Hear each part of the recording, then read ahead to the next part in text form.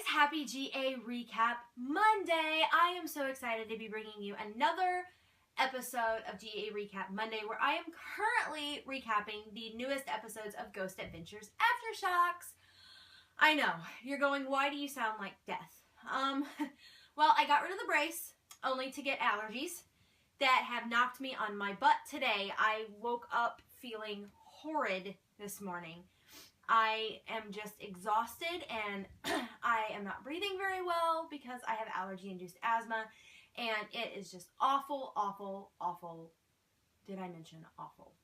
I have been on breathing treatments and inhalers, and I feel like death. So if I cough and sniffle and sneeze and die during this video, I am so sorry in advance, but it's just gonna have to be how it's gotta be because see, I can't even function today, and I even look like a bum. I brought back the hoodie because I've been cold all day, and it's rainy outside, which is not making anything any better. And I don't even, I made it as far as a hooded sweatshirt and basketball shorts, so you're just going to have to deal with Rachel who looks homeless and feels like death. Okay? Thanks. Bye! I don't even have the energy today. But I'm going to try to put on my happy face and do the best I can for you guys because I do not want to let you guys down, and I refuse to do that. So this video is coming hell or high water, no matter how many takes it takes me to do. And if I fall over dead in the process, it was nice knowing you. But we're not here to talk about how I'm dying. We are here for GA Recap Monday, where we are going back to two former locations previously aired on Ghost Adventures, the Ohio State Reformatory and the Exorcist House. Now, I was so excited to hear that they were doing the Exorcist House because not only is it one of my favorite episodes of Ghost Adventures, not only was it the 100th episode of Ghost Adventures, but it takes place in my state about 2.5 hours down the road in St. Louis. Now, I'm located in the middle of the map, and St. Louis and Kansas City are on either side of me, and so it doesn't take me anything to go down there. I have never personally went there, nor will I ever, because that place scares the crap out of me, but I have been in St. Louis more times than not, and every time I go, I say I'm going to go there, and I haven't, and I never will now, especially after today's catch-up with the people that were on the episode. But we'll get to all of that in a minute. Today, we're going to start with the Ohio State Reformatory. Now, this episode was weird in and of itself. If you remember, Zach and the crew interviewed DJ Fly, who was a former inmate of the Ohio State Reformatory, and he was actually the guy in the cell next to James Lockhart, who committed suicide in the cell by lighting himself on fire, and it almost killed DJ Fly as well. And you could tell in the episode that DJ Fly had some sort of a spirit attachment with Lockhart. You know, when he went into the cell for the first time, he was like, "Get off me," and you could feel him acting really weird, and just seeing how intense the connection to him was.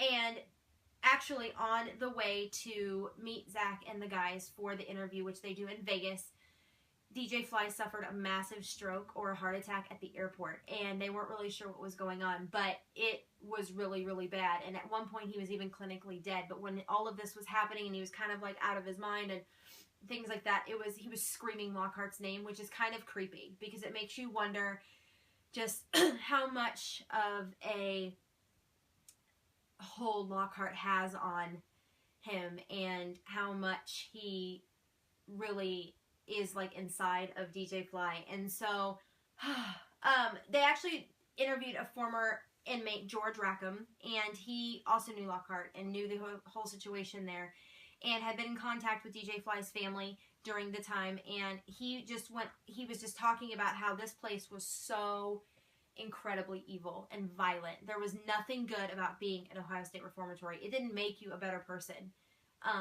Like he said, you either went in with a killer mentality or you went in and killed yourself, because it was no place that anybody ever wanted to be. It didn't make you better. They didn't strive for you to be better. They wanted you to do your time and leave in one way or another, whether that was get out because your sentence has been served, or you killed yourself, or you were killed. It was so violent and so angry. And you have to think about the negative energy that place embodies. And that was really prevalent with the former staff of the entire place as well. Susan Nyrod, who was a former employee at the reformatory as well, talked about how almost everybody that was on the original episode has since left the reformatory. They no longer work there because it was almost like oppressing them. There was just this dark, massive cloud of energy over them that they couldn't shake. And they knew that if they didn't get out of there and they didn't cleanse themselves of that place, that bad things were going to continue to happen to them and their family and anybody else that came in contact with them. And so they just made a point to just leave. And so it just, prisons are always full of negative energy anyway. I mean, obviously you don't go to prison because you did something right. You either were a victim of circumstance, or you were in the wrong place at the wrong time, or you really made a really bad decision and it took its toll on you.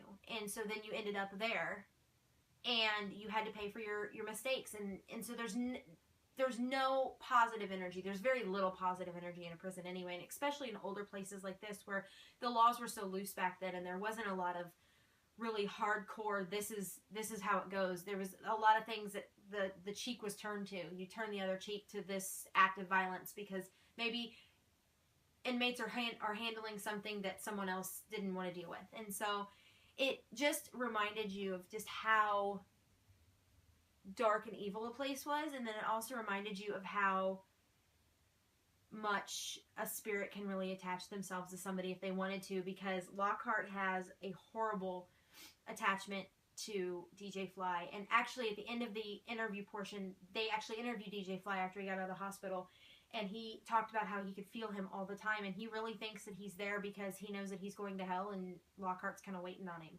And so he actually went back to Ohio State Reformatory one last time to try to cleanse himself of Lockhart, saying, I really don't need you in my life. I need you to leave me alone. You know, this is not what you need to be doing. You made the wrong choice, and now you are where you are, and I don't want this in my life anymore. And it was really, really hard to watch because you could see the struggle that was within him. And so I was really impressed with the interview, and I think that it was a really good insight on spirit attachment and the negative energy that it can take on a person, and also the negative energy of a building and the toll it can take on people as well. And so I really enjoyed it. I thought it was really, really interesting and very informative. Now, moving on to my favorite part of the episode, which was the Exorcist House interview. Like I said before, it is in St. Louis, Missouri, and I am about 150 miles away from that area. And so this is something that we've always grown up with, knowing the story of the Exorcist house. And, oh, you know the movie The Exorcist? It took place, you know, the original exorcism took place in St. Louis, Missouri in 1949, and it was a true story. And when we think of The Exorcist, we think of the little girl who her head is spinning around in circles and, you know, green vomit is just flying in all directions. And I must have had a greater attachment to the movie and to the history than I thought, because I named my youngest daughter Reagan. And if you remember, that was the name of the girl in the movie. I was reminded of that 3 hours after she was born. Not what you tell a woman who just gave birth to a baby. But it happened, and I was like, oh, well, you know, once a horror movie freak, always a horror movie freak, I guess. Not the reason I named her Reagan, though. But anyway, ADD, woo, meds and mess, and I'm just not here today. They interviewed Greg Myers, who was a paranormal investigator who did an investigation in 2009. And if you remember, he had the cross burnt on his neck. He started feeling intense heat, and he was burnt on his neck. The creepy kind of part of this whole episode was the word stroke. Greg actually had a stroke about a year ago, and it has caused him instant dyslexia, and he has memory loss, and he is just now able to put sentences together that make any sort of sense. He's still recovering, and he's still healing, and it's something he'll have to deal with for the rest of his life. A photographer that was on the original the original investigation in 2009 as well also suffered a stroke, and he unfortunately passed away. So there has been 2 strokes with the Exorcist house. There has been a stroke involved at the Ohio State Reformatory, both full of negative, nasty energy. They also have had just people with having bouts of like gastrointestinal problems and massive health issues.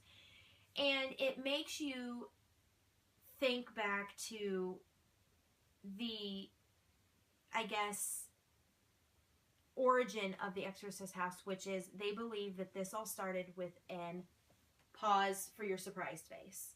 a Ouija board. Now, a few days ago on the group page, I put a statement with a picture of a Ouija board about, you know, how I feel about them. What are your thoughts? And I think that I started a mini riot.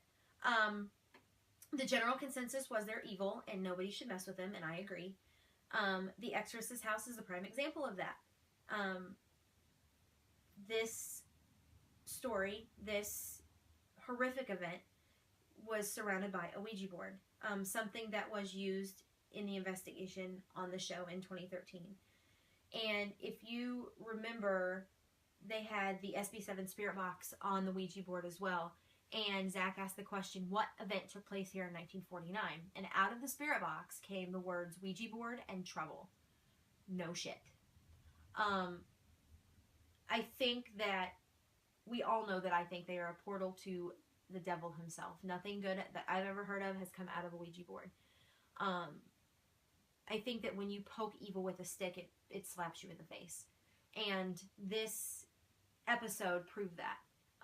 You can have health issues at the drop of a hat. I mean, I could wake up and have a stroke tomorrow. That's just the reality of your body. You never know what the human body is going to do. However, I do think that spirits, and especially negative energy, evil energy, can have a great effect on your body and a great effect on your mental, physical, and emotional mentality on all levels. I think that it can really drain you. It can take everything out of you. It can take everything you have and make it the worst possible thing on the planet and make you so sick and so down that you just don't want to do anything anymore. And I think it can even have a hand in your death, especially if it's long-term exposure. And it was just, I really was blown away by some of the things that the guys said as well.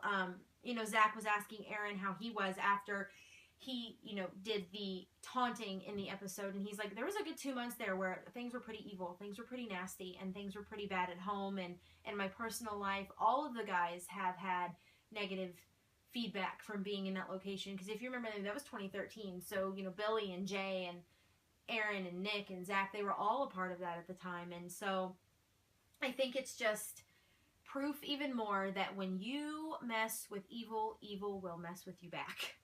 Hands down, without a doubt, things will happen. So that's all I have for GA Recap Monday. Like I said, I know I am not my woohoo self. I did the best I could with what Mother Nature has given me today. But I will be back tomorrow for GAQA Tuesday, where you can ask me all of your Ghost Adventures related questions all up on the Facebook page, and I will answer them for you in tomorrow's video. I have a good list started already, but keep them coming. And even if I have a list this long, I will break it up and I will have questions for next week as well. Until then, stay happy, stay healthier than I am, and enjoy the spring-like weather, even though today in my wonderful hometown it's rainy and gloomy and gray and cold. But I will see you guys tomorrow. Have a wonderful rest of your Monday.